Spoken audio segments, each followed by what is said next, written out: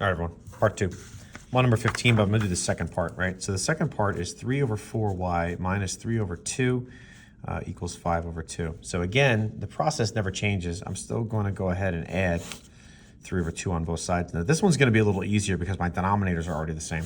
If you wanna put this in calculator, you can certainly do that. This is gonna be 8 over 2 or just 4. So then we have 3 over 4y equals 4. So I'm going to multiply by the reciprocal on both sides. And again, you can still put this in the calculator. Everything can still be put in the calculator and we're fine. So this will go away. So I'm gonna have y equals 16 over 3. So my original choice for x was 19 over 12, and my other one for y here is 16 over 3. So C is my final answer for number 15. Okay, nice. Number 16, put the steps in order. That was the same question as number 12. Okay, 17. Find the value. I'm going to rewrite this. 1/3 times the quantity of x minus 12 equals 2x plus 1. Distribute the 1/3 to the x, so that's 1/3 x. Distribute the 1/3 to the negative 12, so that is going to be negative 4. And then that's going to equal 2x plus 1. And again, I'm going to go faster here because I'm losing time. But I'm going to put this whole thing in the calculator here. Now, what I'm going to do is I'm going to subtract 1/3 x on both sides. That I will go ahead and put in the calculator so we can see it. Okay. So we've got here 2 minus 1/3, which is 5/3. So I have negative 4 is going to equal 5 over 3x plus 1. Okay. So I'm going to subtract 1 on both sides. Negative 5 is going to equal 5 over 3x. I would be dividing by 5/3 on both sides, but for me, I'm just going to multiply by the reciprocal. You can still divide by 5/3 on both sides, and that's totally fine, okay? So the x's stays, the 5/3 and 3/5 cancel out. So this is going to be 3/5 times negative 5. My final answer is going to be negative 3 for number 17, okay? Number 18, solve the equation for a, right? So I've got negative 2 times a plus 3 plus 4a equals 18. Going to distribute and simplify. So I've got negative 2a minus 6 plus 4a equals 18. Negative 2a and 4a. So I've got negative 6 plus 2a equals 18. I'm going to add 6 to both sides. So I have 2a equals 24. Divide by 2 on both sides, and a should be 12. Let's see if I did that right. That looks weird. 2a, negative 6 plus 4. 2a, negative 6, 18, plus.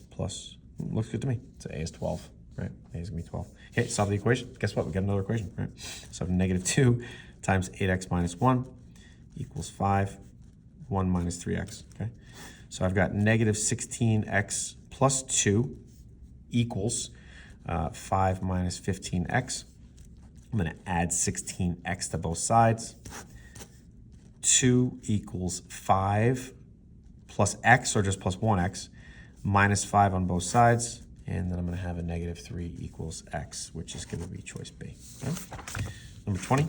Okay, so we're going to solve this equation. We're going to see if it's got one solution, infinite solutions, or no solution. So I'm going to continue this process down because I don't want to rewrite it. So negative 4x I can't do anything with. Right? The negative 2 distributes to both terms. So that's going to be a negative 16x minus 2 equals, this is a negative 1 that's going to distribute to both terms. So that's 2x, positive 2x, plus 10.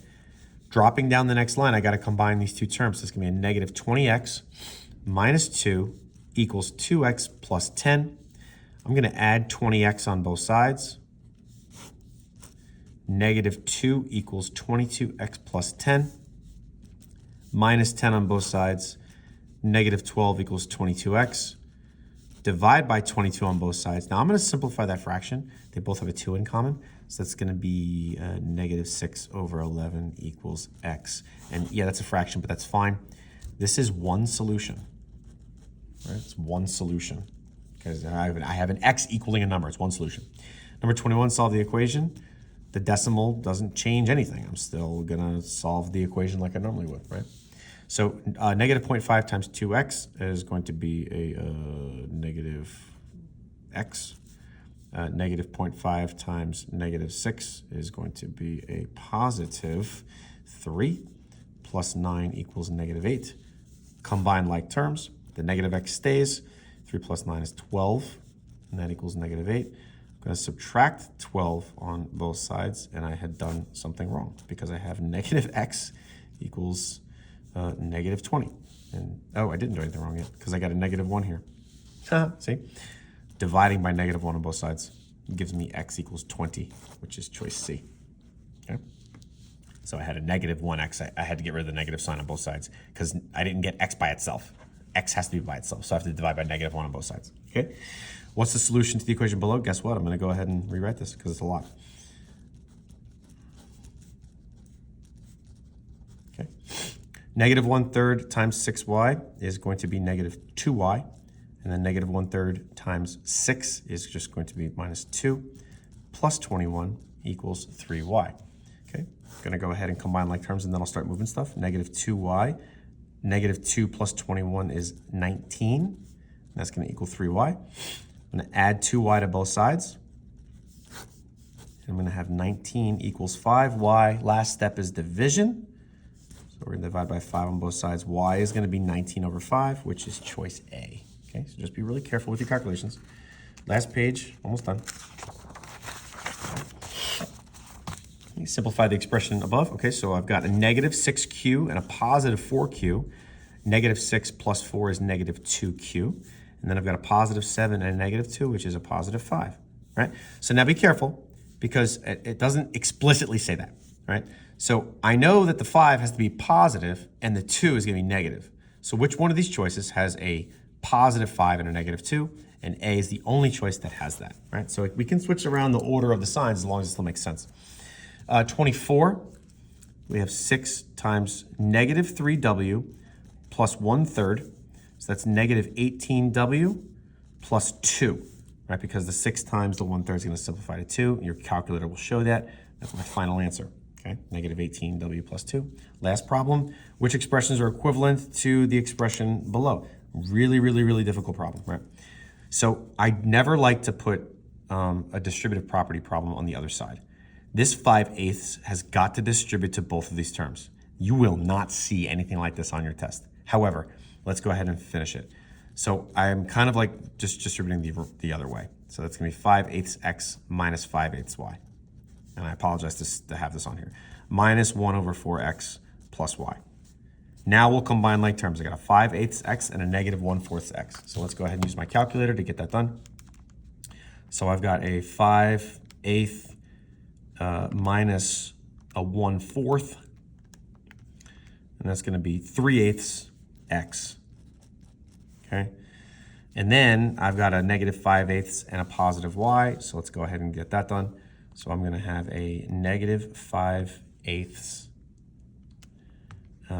plus 1, and that's 3/8. So I've got 3/8 x, right, plus 3/8 y. Okay, so A is a choice. Now, is B a choice? If I were to change this mixed number to an improper fraction or a regular fraction, is going to work? And the answer is no, because 1 and 5/8 is far bigger than 3/8. Okay, so B doesn't work. C says I have 5/8 x minus y minus 1/4 x plus y. Well, the 5/8 x minus the 1/4 x y works, but these two y's will cancel and be 0. So that doesn't work. D has, guess what, exactly what we had here. It's the exact same thing, right? So D works. And then E, 5/8 x minus 1/4 x plus y minus 5/8 y, guess what? It's the same thing. Just reverse the order or reverse the couple of the minus signs. So done deal, ready to go. Hopefully that helps. Good luck. See ya.